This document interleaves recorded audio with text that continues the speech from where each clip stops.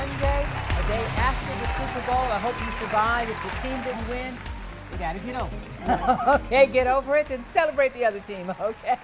We have a great conversation this morning, and I have a prize that I'm going to be giving away, so stay for that. It's a Hook Me Up prize, and I'll tell you what's in the bag in just a minute.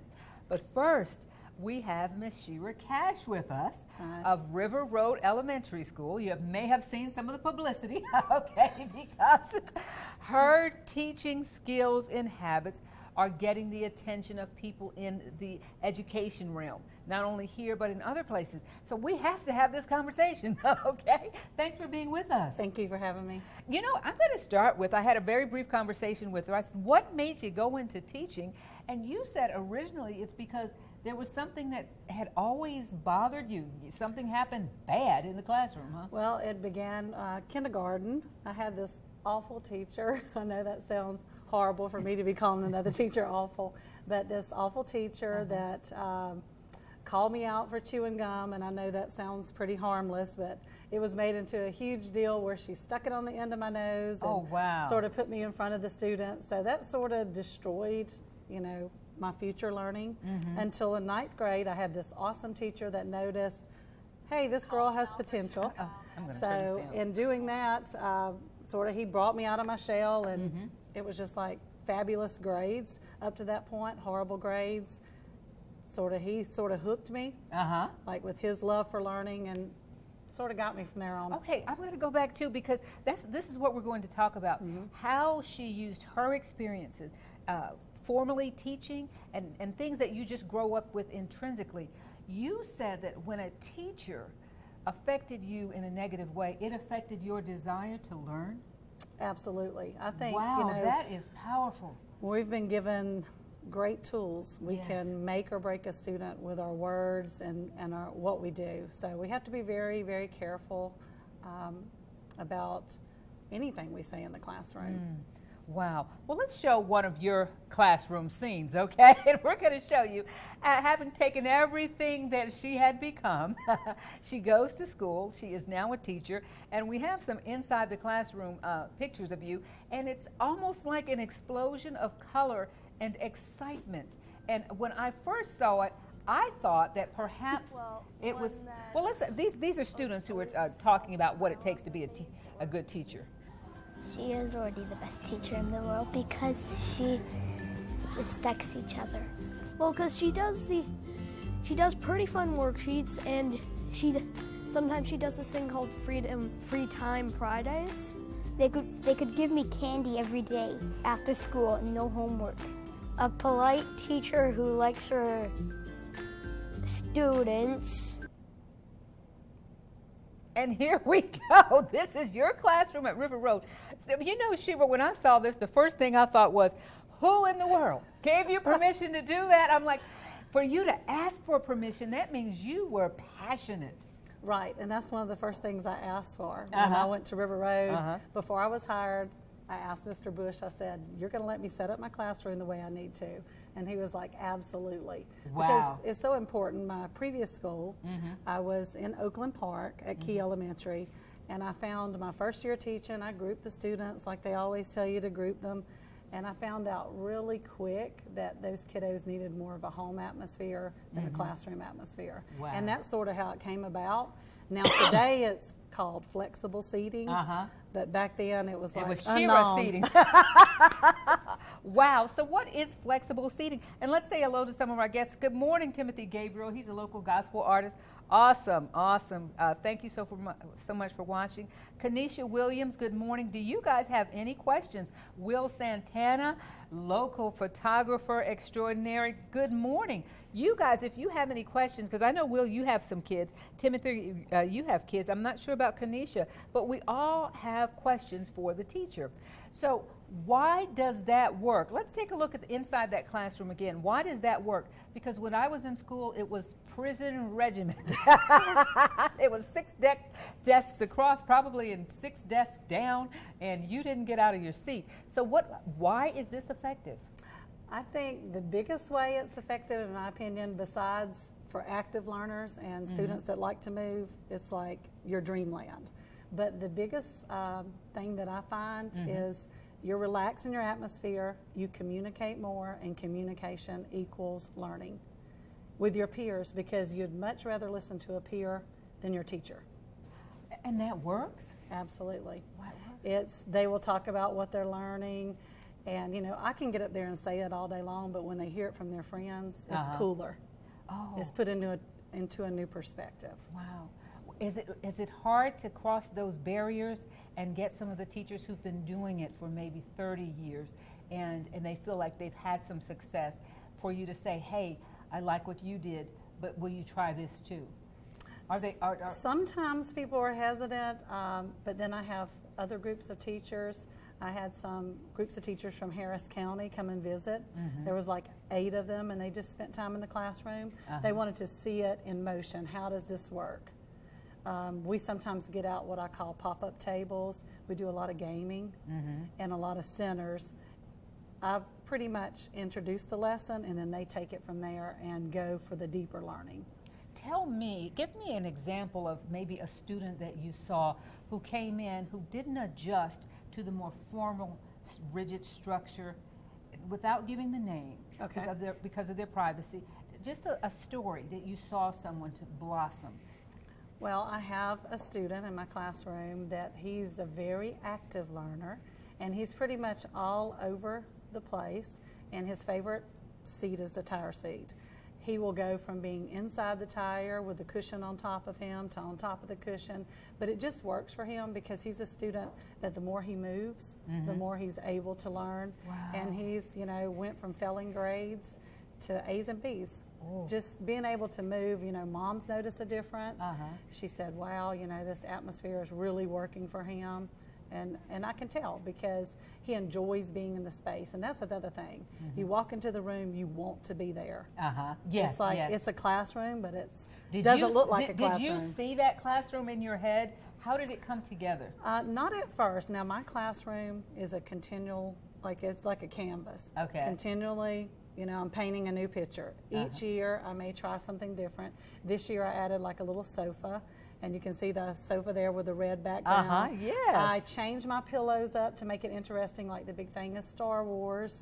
So I added some Star Wars pillows. I don't have to go out and buy a brand new pillow. I use pillow covers because, you know, they get dirty and I need a way to wash them. So wow. I'm continually adding new things. The one thing I think about is what's going to work as far as sturdiness, and I'm dealing with 5th graders. And another thing, my Hokey stools are little rockable stools, and those are great. They're sturdy, and the kids can move about while on them. Now, they come through your class. Is one of the goals, because I'm thinking, Shira, they come through your class, but they don't have you forever. So is one of your goals to teach them to take what they learn from your class into the next class? They can, and you know, they know that other classes may not, we explain right up front, other classes may not be set up by Miss Cash's, just like Miss Cash's class, but that's okay. Because when you go in middle school, everything's going to be different. So you need to appreciate diversity. And we talk about that. You know, you may sit in a desk in this class and may sit in a tire with mine. But the thing is, you take those skills with you wherever you go. Wow. Okay, I just want to pick your brain. Okay. It's such an awesome responsibility that you have. And to see that you helped the young boy or girl who likes to learn actively, what might have happened had they been in a classroom where it was not okay to move around? How does this I know you don't want to say anything. Well, you know, what could happen? You know, you're setting boundaries, which, you know, some kids don't need boundaries. The less boundaries, the more exploratory learning that goes on. And I can assure you that this little guy, I told him, I said, you will invent something. There's no doubt. There's no doubt. He will never forget that. My kindergarten teacher was Miss Littlejohn, and she just said, it's something about you. And I'm like, oh, I never forgot that. I never forgot that. Right. And I told him, I said, and when you invent it, give Miss Cash a shout out. Yes. I said, Wow. say, I was in Miss Cash's class. But, you know, and he's from one end of the class to the other. And my thing is, think about how we as adults learn. If we go home, we're relaxed, we're reading, why can't you be relaxed and learn at the same time?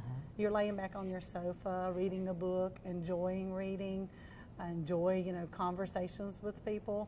Why can't that happen in the classroom? So what would you say to moms and dads who are watching? It's like, I know that we should know each child individually and try to see how that child learns. What can you say to them? Because it's not really taught to us. Well, one thing that when I was featured in the Scholastic Teacher magazine, when that went on their website, I had a lot of posts like, my child can't learn in this atmosphere. It's too much stimulation. This being my 9th year of teaching and 8 years doing the flexible seating, I've not found one student that this does not work for. So is that more of us?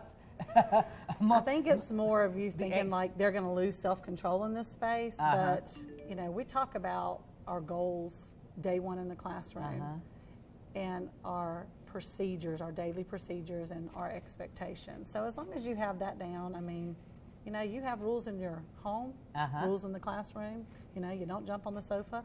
You don't jump on the sofa in my class. Wow. Let's take a look at the robotics group. Tell us all about that, because all of us hope that our kids are going to grow up and do what you said, invent something. Tell us about the group. Well, this is our first year at River Road, hosting a robotics club. And we were told, me and Mr. Bullard, he teaches 4th grade, we worked together, and it was our first time. We didn't even have robots. We were competing against teams that have been doing this for up to 6 years.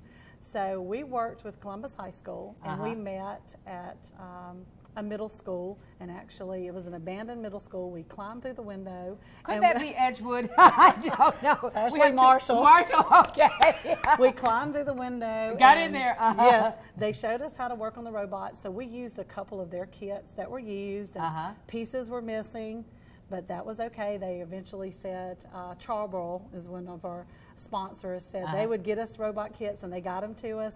But at first we were using incomplete robot kits, but that was good because that taught our kids, using this, you can learn how to, manipulate your robot. So we went to competition, our first competition at CSU. We went up against, I believe it was 32 other schools, including middle, and we placed in project design. Now, what project design is, you have to know robots.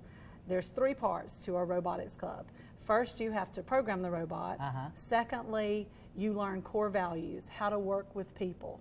Like one of our fancy words is cooperation. You can cooperate and compete at the same time. And then the third is a project design. They had to design something with hydrodynamics, using a water source to make it better. So we were talking about in class about children in Africa. So we had talked about, and the kids, it really tugged at their heartstrings about how they have to transport the water on their head. So they were like, let's find a way they can transport water. Well, they researched and found something had been designed called the Hippo Roller. And they were like, well, that's been designed. So then one of the other kids said, well, why don't we try to clean the water? Because even if they can transport it, they're getting bacteria and diseases from the water. So they created a portable purification system. It has 5 water bottles, and you tilt it toward the sun, and it has a black surface. Oh my So goodness. it can be used in Africa. We found out with our research, water, small amounts of water in plastic containers left out in the sun 6 hours can be freed from bacteria because it kills the DNA within the bacterial cell. I love that it. was like their design. But the biggest thing was teaching them those core values. They're ready for the workplace because they know how to work with other people. Wow, wow.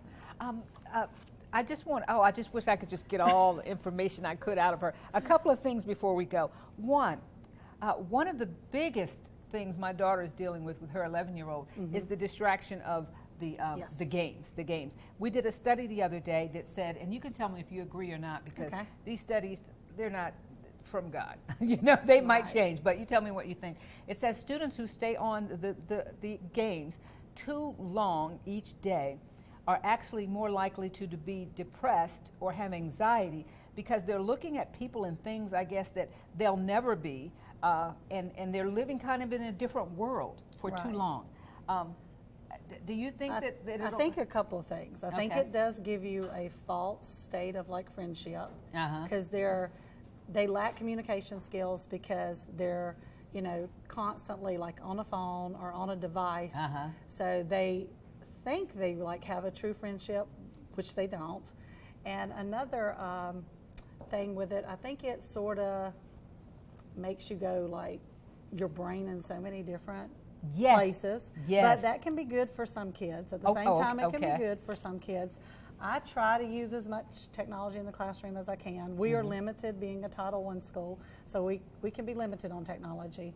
But I do allow them to create their own like PowerPoint games using the content. And I try to incorporate any kind of, you know, teachers consider technology a lot of times like these are the things that we're competing with, not just technology, but PlayStation and Nintendo Switch is like the newest thing. So you have to be abreast to those things that are out there that are your competitors, because you have to step it up and you have to bring things like that into the classroom to keep that focus. You know, I incorporated the Facebook pages. You saw that on one of the pictures. And those are our 42 key people that we focus on in social studies. And they're constantly back there looking like who's coming up next. But, you know, it's just something they already know about Facebook. And of course, I probably need to, probably up it to Instagram. Major leaders, we know, tweet and have Facebook. So it's a learning tool rather than, And I try to bring that stuff into the classroom, just, you know, to keep their attention. They know about those things. We talk about those things. Just like today, it came in all about the Super Bowl. So we took a minute to talk about the Super Bowl, you know, and just make them think that we're not only teachers, we're human. And it's part of life, and it can relate to life. Exactly. Well, thank you so much. What do you want to leave? You want to leave any pearls with them, or anything about your class and how they're doing? One of the things I want to say is don't be scared to try new things. Your students will appreciate that. And some things that works for me may not work for you, and that's okay. Just, you know, tweak it along the way. You're welcome to come and visit me anytime and check it out and just see how it works, because the students really enjoy the space, and that's important. They want to be there. Wow, awesome. Thank you. Sarah Cash, River Road, is it Academy? River Road Elementary. River Road Elementary, and just Google her name, she'll come up, okay, because she is getting the attention of a lot of people who are trying to reach young minds today. Sarah, I've got to remind them one more time. I do this thing, and it's called Hook Me Up D. I'm paying this forward. I get gifts during the months, and a lot of times I like to pay them forward. This is a gift I got from Rhonda Brown German, paparazzi, okay? Nice. And you guys say Hook Me Up D if you would like one of these, and I'm going to be giving this away on Friday, okay? And I want you guys to like this page and share this page, because this is good information. A lot of us are pulling our hair out at home trying to reach our kids, and I'm sure, can they reach you on Facebook? They can. I actually have a Facebook page called Cash's Creative Classroom. Okay. And I try to post things on there just for teachers in the community. If I find something that's really cool, then I'll say this worked really well. And I have a few followers. It's new. It's probably about 300 plus. Okay. That I just share. Good, good. So if you have some questions, can I tell them to contact her? Okay. And she said, what's the name of it again? She's going to pull it up. Cash's Creative Classroom. Cash's Creative Classroom. And do you see that you're going to stay in elementary? Is that where you'd like to stay? I do. Like, I love my job, and that's what I want to do. Like, I like the kids. I like being around kids, and it keeps me active. Wow, there's hope. So all of you who've given up hope, there is hope, okay, for the future. Cash's Creative Classroom. If you have some questions, and I want to say thank you to everybody who joined us today. Tony Benzino, thank you so much for joining us. Let's see, Jasmine. Good morning, Jasmine. Jasmine just had another little one, and so I know you're going to have questions, girl. So if you have some questions, it's Cash's Creative Classroom. Good morning, Arlen. Angela Bimber says her classroom is definitely promoting learning. Children can't be still in the traditional hard desk for hours at a time without talking. Good job, teacher. Oh, Okay. thank you. Good morning, Timothy Childry is watching. How are you, Timothy? His children are adults. I know a lot of our viewers. Okay. But still, you don't know who God might bring your way, Timothy.